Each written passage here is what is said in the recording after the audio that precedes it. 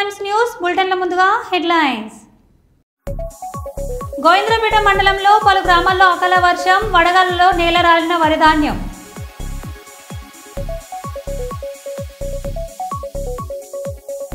ఆగి ఉన్న లారీని కారు ఢీకొట్టిన సంఘటన పెద్దపల్లి జిల్లా సుల్తానపట్నంలో చోటు చేసుకుంది.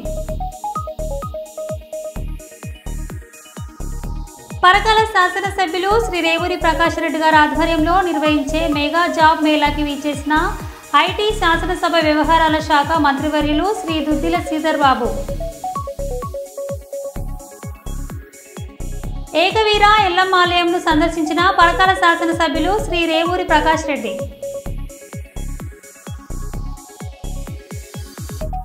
టేకుమట్ల ప్రాథమికోన్నత పాఠశాలలో ఏక్ భారత్ శ్రేష్ఠ భారత్ కార్యక్రమం.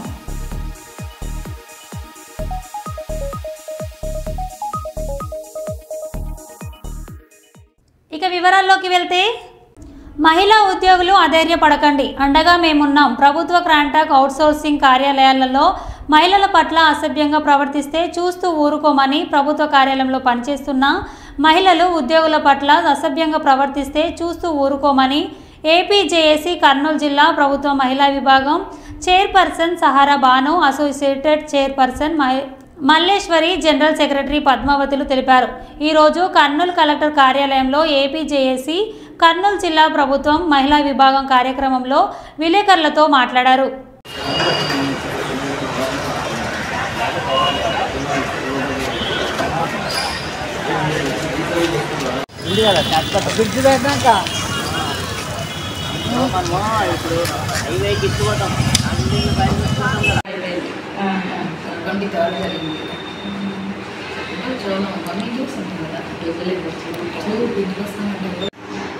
అందరికీ నమస్కారము. నేను Kurnool district APJAC women wing చైర్పర్సన్ని. సహారా బాను నా పేరు. నేను డిప్యూటీ తహసీల్దారు. విమెన్స్ కోసము సపరేట్గా ఒక వింగ్ ఉంటే బాగుంటుంది, వీళ్ళ సమస్యలు ఏదైనా విమెన్స్ సాల్వ్ చేసుకుంటారు అనే ఉద్దేశంతో మా రాష్ట్ర నాయకులు శ్రీ బొప్పరాజు గారు ఈ ఉమెన్ వింగ్ని ఏర్పాటు చేయడం జరిగినది. ఇంకోటి ఇప్పుడు ఈ విషయం ఇప్పుడు చెప్పే విషయం ఏమంటే, ప్రభుత్వ కార్యాలయాల్లో ఏదైనా సరే, ఏ డిపార్ట్మెంట్ అయినా సరే, ప్రభుత్వ కార్యాలయాల్లో పనిచేసే మహిళా ఉద్యోగినీలు అంటే గవర్నమెంట్ కావచ్చు, అవుట్సోర్సింగ్ కావచ్చు, ప్రైవేట్ కావచ్చు, ఎవరైనా కూడా వాళ్ళ ఆఫీసర్లు అంటే ఏదైనా వేరే వేధింపులు అలాంటివి ఏదైనా వాళ్ళకి అనిపిస్తే, వాళ్ళు ఎంత రాత్రి అయినా కూడా, రాత్రి పగలు ఏది మేము చూడాల్సిన అవసరం లేదు. ఈ టైంలో వెళ్తే ఎట్లా వాళ్ళు మనల్ని అప్రోచ్ అవ్వనిస్తారో అవ్వనివ్వరో అనే ఉద్దేశం పెట్టుకోవాల్సిన అవసరం లేదు. వాళ్ళు ఎప్పుడైనా వచ్చి మా దగ్గర, మేడం అనండి, అక్కనండి, అది మీ ఇష్టం, దానికి మేము ఎటువంటి ఇది చేయము, మాకు ఇలాంటి సమస్య ఉంది, మా కోసం మీరు ఏం చేయగలరు అని అడిగితే మేము సమస్యకు పరిష్కారం అయ్యే వరకు అయితే మీకు తోడుగా ఉంటాము. కాబట్టి మీరు ఏ టైంలో అయినా మా దగ్గరికి వచ్చి మమ్మల్ని అప్రోచ్ అవ్వవలసినట్టుగా మేము అందరికీ mega times and Sri Chakra news ద్వారా మీకు తెలియజేస్తున్నాము. ఈ అవకాశం ఇచ్చిన మీకు అందరికీ ధన్యవాదాలు. ఏసీ అమరావతి ఉమెన్ వింగ్కి గతంలో నేను చైర్పర్సన్గా ఉన్నాను, ఇప్పుడు అసోసియేట్ చైర్పర్సన్గా విధులు నిర్వహిస్తున్నాను. కార్యాలయాల్లో పనిచేస్తున్నటువంటి మహిళా ఉద్యోగులు, కాంట్రాక్ట్ కావచ్చు, అవుట్సోర్సింగ్ కావచ్చు, ప్రైవేట్ ఉద్యోగులు కావచ్చు, వాళ్ళు ఎదుర్కొంటున్నటువంటి సమస్యల పట్ల మమ్మల్ని అప్రోచ్ అయినప్పుడు మేము వాళ్ళకి అండగా ఉంటాము. ఆ సమస్యలను సాల్వ్ చేసేందుకు ఎప్పుడు ఏపీజేఎస్ అమరావతి ఉమెన్ వింగ్ వాళ్ళ ముందుండి నడిపిస్తుంది.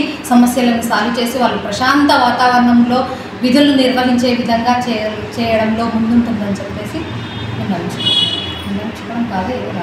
లోక్సభ మరియు రాజ్యసభలో అమిత్ షా గారి ఆధ్వర్యంలో ప్రవేశపెట్టినటువంటి వాక్ బిల్ ఆమోదం పొందిన సందర్భంగా మంచిర్యాల జిల్లా బీజేపీ అధ్యక్షులు నగునూరి వెంకటేశ్వర్ గౌడ్ గారి ఆదేశాల మేరకు ఈరోజు చెన్నూరుపట్నంలో ఉన్నటువంటి బీజేపీ కార్యాలయం వద్ద భారతదేశ ప్రధాని నరేంద్ర మోడీ గారి చిత్రపటానికి చెన్నూరు పట్టణ బీజేపీ అధ్యక్షులు జాడ్ తిరుపతి గారి ఆధ్వర్యంలో మంచిర్యాల జిల్లా అధ్యక్షులు నగునూరి వెంకటేశ్వర్ గౌడ్ అతిథిగా వీచేసి చెన్నూరు పట్టణ బీజేపీ నాయకులతో కలిసి క్షీరాభిషేకం చేయడం జరిగింది. ఈ కార్యక్రమాన్ని ఉద్దేశించి జిల్లా బీజేపీ అధ్యక్షులు నగునూరి వెంకటేశ్వర్ గౌడ్ మాట్లాడుతూ వాక్ బిల్ సవరణ అనేది లోక్సభలో మరియు రాజ్యసభలో ఆమోదం పొందడం అనేది ఈ దేశానికి గర్వకారణమని చెప్పుకొచ్చారు. అది బీజేపీ హయాంలో జరగడం చాలా హర్షణీయమన్నారు. అనేక సార్లు కాంగ్రెస్ పార్టీ తన అనుకూలం కోసం ఒక సముదాయాన్ని కొంతమంది సమూహాలను వాళ్ళను సంతృప్తి పరచడానికి చేసినటువంటి యొక్క చట్టాలను ఈ రోజు తొలగించడం జరిగిందని చెప్పి ఈ సందర్భంగా మనం చేస్తా ఉన్నాం. దీనికి సందర్భంగా భారతదేశంలో ఉన్నటువంటి ప్రజలందరూ ఓన్లీ హిందువులే కాదు, క్రిస్టియన్లే కాదు, ముస్లింలు కూడా ఈ రోజు సంతోషపడతా ఉన్నారని చెప్పి ఈ సందర్భంగా మనం చేస్తా ఉన్నాం. ఈ రోజు వక్ఫ్ బోర్డు లోపల మైనార్టీ మహిళల ఇద్దరికి స్థానం ఇచ్చిండ్రు. మైనార్టీ యొక్క ఏదైతే పసుమంద ముస్లింస్ ఉన్నారో వాళ్ళకి ఇచ్చిండ్రు.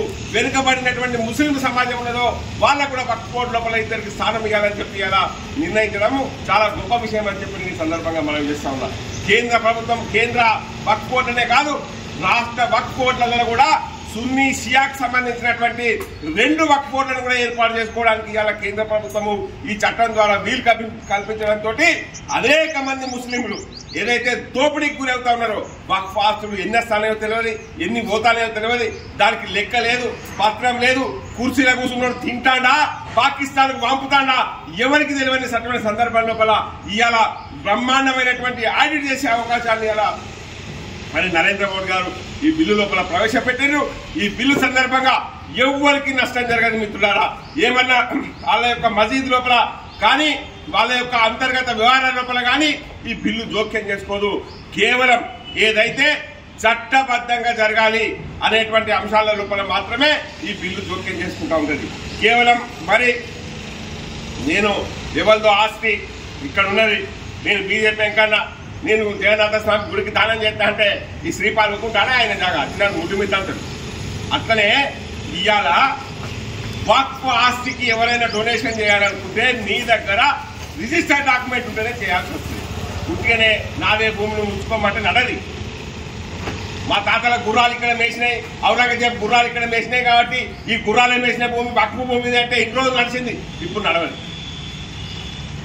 ఇటువంటి విషయాల లోపల మరి 500 సంవత్సరాల కింద ఉన్నటువంటి గుళ్ళు మాయే, పార్లమెంటు భవనం మాదే, ఇలాంటి నడవై.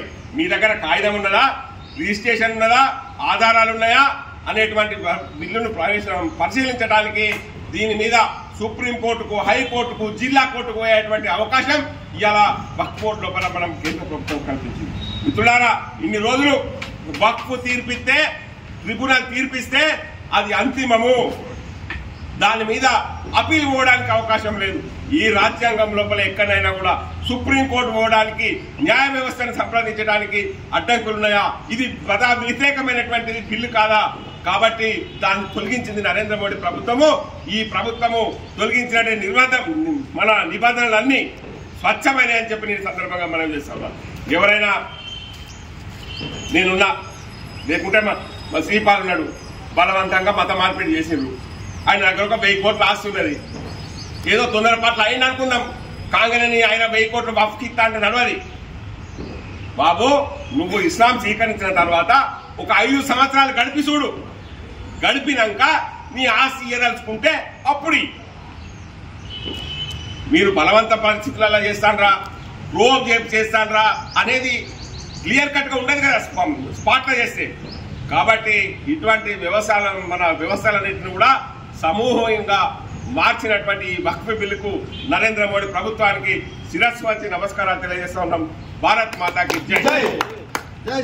శ్రీ శ్రీ శ్రీ హజరత్ దస్తగిరి స్వాముల వారి ఉరుసు కార్యక్రమానికి ముఖ్య అతిథులుగా హాజరైన వైఎస్ఆర్సీపీ నంద్యాల జిల్లా అధ్యక్షులు శ్రీ కాటసాని రాంభూపాల్ రెడ్డి ఈరోజు పాణ్యం మండలం గోరుకల్ల మజాక కోటల గ్రామం నందు శ్రీ శ్రీ హజరత్ దస్తగిరి స్వాముల వారి ఉరుసు కార్యక్రమంలో పాల్గొని స్వామివారిని దర్శించుకున్న అనంతరం వృషభరాజుల బండ్లలాగు పోటీలను ప్రారంభించిన వైఎస్ఆర్సీపీ నంద్యాల జిల్లా అధ్యక్షులు మరియు పాణ్యం మాజీ ఎమ్మెల్యే శ్రీ కాటసాని రాంభూపాల్ రెడ్డి.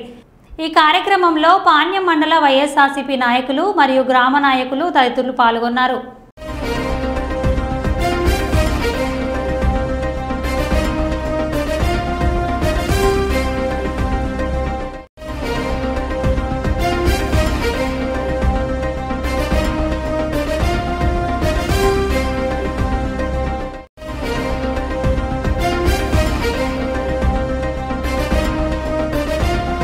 జిల్లా ఎస్పీ శ్రీ విక్రాంత్ పాటిల్ ఐపీఎస్ ఆదేశాల మేరకు జిల్లా పోలీసులు నేర నివారణే లక్ష్యంగా విజిబుల్ పోలీసింగ్ నిర్వహించారు.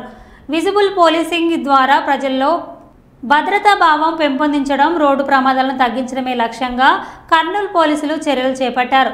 జిల్లా ఎస్పీ ఆదేశాల మేరకు జిల్లా వ్యాప్తంగా పోలీసు అధికారులు, సిబ్బంది వాహనాలు తనిఖీలు చేపట్టారు. ద్విచక్రం నడిపేవారు తప్పనిసరిగా హెల్మెట్ ధరించాలని తెలియజేశారు. రోడ్డు భద్రతా నిబంధనల ఉల్లంఘనలపై పోలీసులు ప్రత్యేక దృష్టి సారించారు. డిజిటల్ అరెస్టులు, జాబ్ ఫ్రాడ్స్, కేవైసీ మరియు ఓటీపీ మోసాలు, పెట్టుబడి మోసాలు, courier frauds, Aadhaar card links, debit card, credit card block అయిందని, లింకులు వస్తున్నా క్లిక్ చేయొద్దని తెలియజేశారు.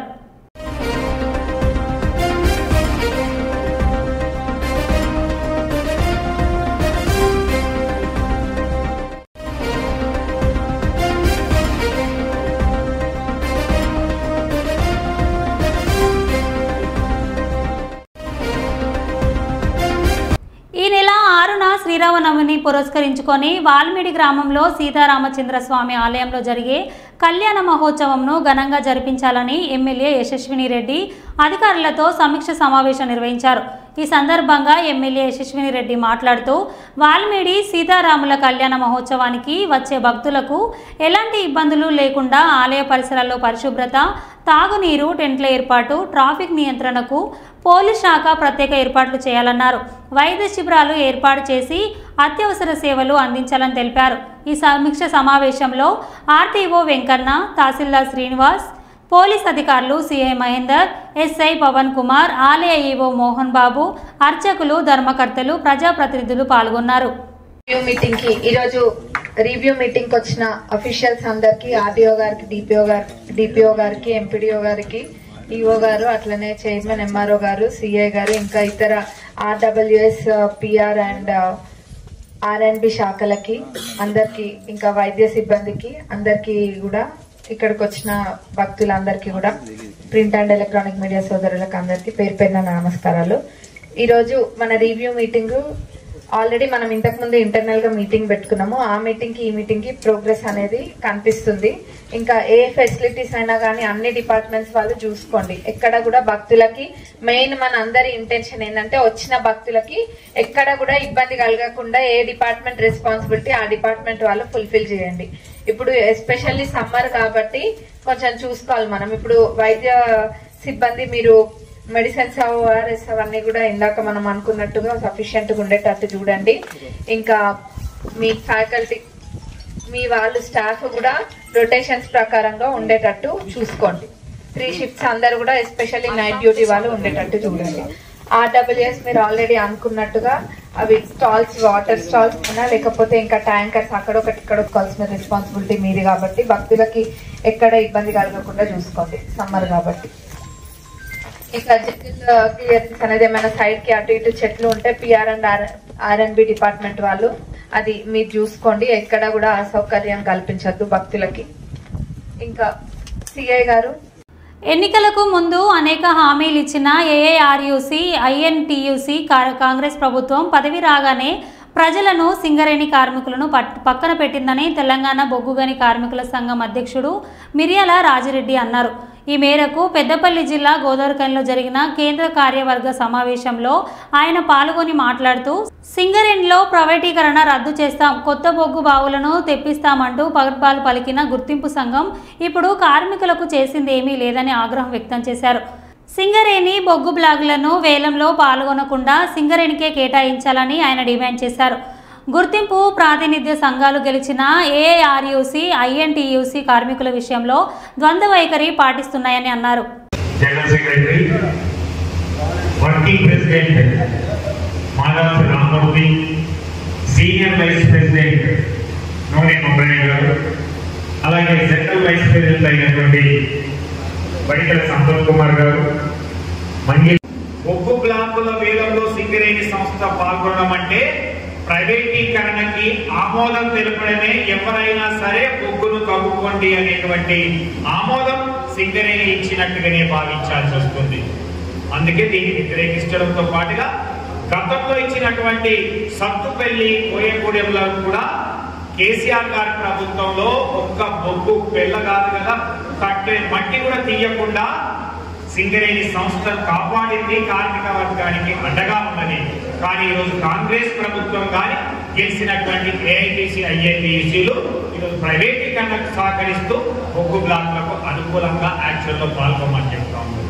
అలాగే నైని బొగ్గు బ్లాక్ అనేటువంటిది యాక్షన్లో పాల్గొని పొందినటువంటిది కాదు అనేటువంటిది కూడా కేంద్ర నాయకులకు, గుర్తింపు సంఘ నాయకులకి గుర్తు చేస్తా ఉన్నాం. అది క్యాప్టివ్ మైనింగ్ కింద వచ్చినటువంటి బ్లాకే అనేటువంటిది కూడా అన్ని కూడా పూర్తయినప్పటికీ, అనుమతులు వచ్చినప్పటికీ కూడా దాన్ని ఇంకెందుకు లేట్ చేస్తున్నారు అనేటువంటిది కూడా వివరించాల్సినటువంటి అవసరం ఉన్నది. దీంతో పాటుగా ఈరోజు కార్మిక వర్గం ఎదుర్కొంటున్నటువంటి కనీసం వైద్య సౌకర్యాలు లేక చనిపోతున్నటువంటి సందర్భంలో సూపర్ స్పెషాలిటీ వైద్యం అని హామీ ఇచ్చి క్యాటలాగ్స్ ఓపెన్ చేస్తామని చెప్పి ఏ ఒక్కటి కూడా అమలు చేయలేనటువంటి విధానాన్ని కూడా ఎండగడుతూ ఈరోజు తీర్మానం చేయడం జరిగింది. దీంతో పాటుగా కార్మికుడికి కనీస అవసరమైనటువంటి మంచినీటిని కూడా ఇవ్వలేనటువంటి యాజమాన్యాన్ని అడగలేకపోతున్నాయి గుర్తింపు ప్రాతినిధ్య సంఘాలు అనేటువంటిది కూడా. దీన్ని కూడా వ్యతిరేకిస్తూ వెంటనే కార్మికులకు సంబంధించినటువంటి విషయాలతో పాటుగా సంస్థ పరిరక్షణ కోసం, ప్రైవేటీకరణ తగ్గించడం కోసం తప్పకుండా ఒక కార్యాచరణ ప్రకటించి కార్మిక వర్గాన్ని అందరినీ కూడా చైతన్యవంతం చేసి ఈ యొక్క కార్మిక వ్యతిరేక విధానాలను ఖండిస్తూనే, యాజమాన్య విధానాలను ఖండిస్తూనే ఈ కరెంటు కోతలు కూడా ఎండాకాలంలో జరుగుతున్నటువంటి విషయాన్ని కూడా చూస్తూనే అనేక మంది కేసీఆర్ గారి యొక్క దయ వల్ల ఈరోజు ఇంట్లో చల్లగా ఏసీ సౌకర్యం ఒక్క పైసా లేకుండా ఉన్నాం. కానీ ఈరోజు కరెంటు కోతలు మొదలుపెట్టి ఇబ్బందులు గురి చేస్తున్నటువంటి విషయాన్ని కూడా ఈరోజు ఈ యొక్క కేంద్ర కమిటీలో తీర్మానం చేయడం జరిగింది అని తెలియజేస్తాం. మహబూబాబాద్ జిల్లా కొత్తగూడ మండలం ముస్మి గ్రామంలో 2 గంటల పాటు ఎడతెరిపి లేకుండా వడగాన్లు. వాన వడగాళ్లకు ఇళ్లలోకి వచ్చిన వరద, ఇంట్లో తడిసిపోయిన సామాగ్రి. ముస్మి గ్రామంలో 4 ఎకరాల మొక్కజొన్న పంట నేల ఒరిగింది. ఆదుకోవాలని రైతుల ఆవేదన.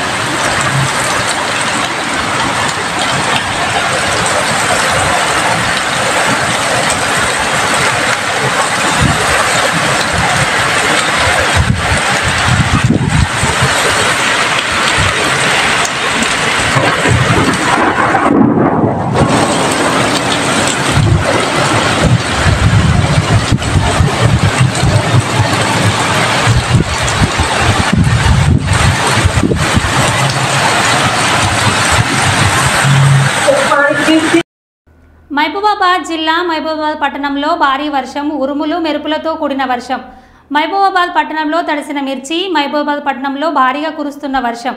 మహబూబాబాద్ వ్యవసాయ మార్కెట్కి భారీగా తరలివచ్చిన మిర్చి. మార్కెట్లో మిర్చి రైతుల ఆందోళన. మార్కెట్లో తడిసిన మిర్చి బస్తాలను పరిశీలిస్తున్న మార్కెట్ చైర్మన్ ఇస్లావా సుధాకర్ నాయక్.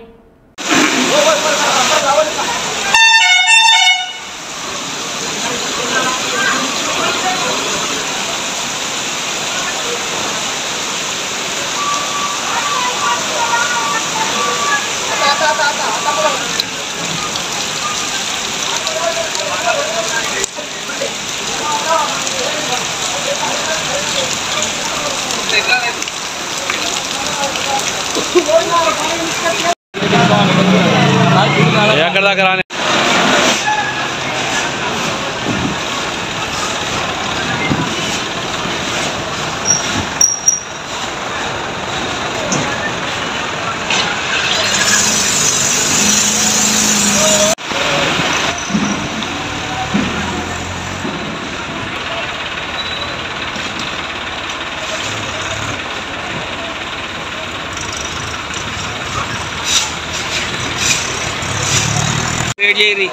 కింద పండుకొని తీస్తాను ఇట్లా పండుకొని వెనక నుంచి కాళ్ళు వేస్తారు ముందుకు రా అన్న కొద్ది ముందు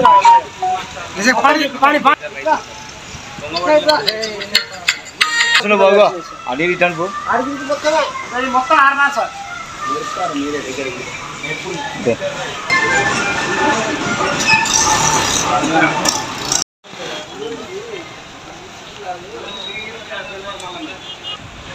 ఆ బత్తాలు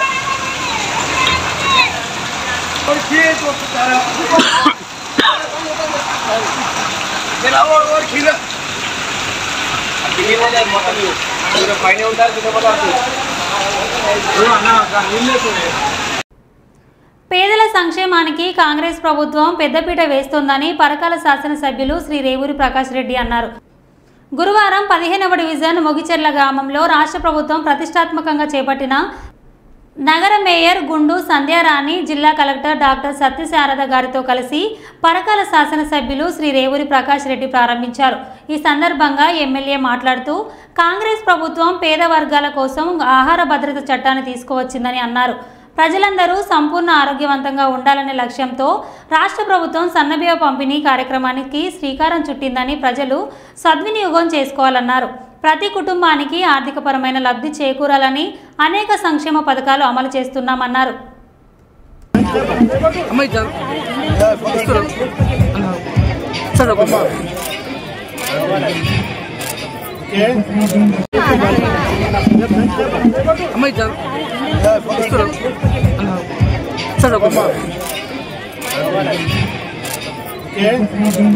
కాల్వ గ్రామంలో వైఎస్ఆర్సీపీ కార్యకర్తను పరామర్శించిన పాణ్యం మాజీ ఎమ్మెల్యే శ్రీ కాటసాని రాంభూపాల్ రెడ్డి.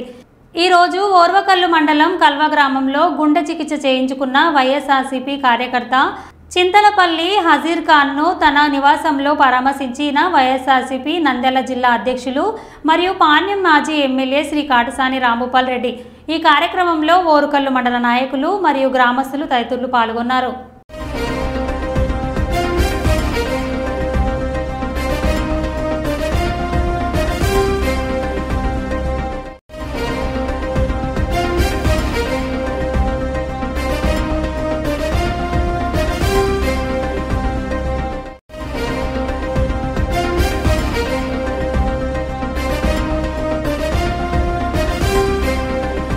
రాష్ట్ర ప్రభుత్వం ప్రతిష్టాత్మకంగా అమలు చేస్తున్న సన్నబియ్యం పంపిణీ పథకాన్ని రాష్ట్ర ఆరోగ్య శాఖ మంత్రి దామోదర నరసింహారావు జోగిపేట మార్కెట్ యార్డ్ ఆవరణంలో ఏర్పాటు చేసిన కార్యక్రమంలో పాల్గొని పేదోడికి సన్నబియ్యం పథకాన్ని ప్రారంభించారు.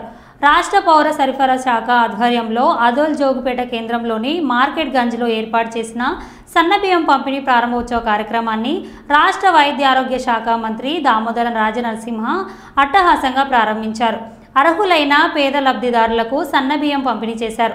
సంగారెడ్డి జిల్లా కలెక్టర్ క్రాంతి వల్లూరి, జిల్లా అదనపు revenue collector Madhuri, RDO Pandu, జిల్లా పౌర సరఫరా శాఖ అధికారులు Srinivas Reddy, Ambadas, market committee chairman Jaganmohan Reddy, నియోజకవర్గ నాయకులు సురేందర్ గౌడ్, స్థానిక ప్రజాప్రతినిధులు ఈ కార్యక్రమంలో పాల్గొన్నారు.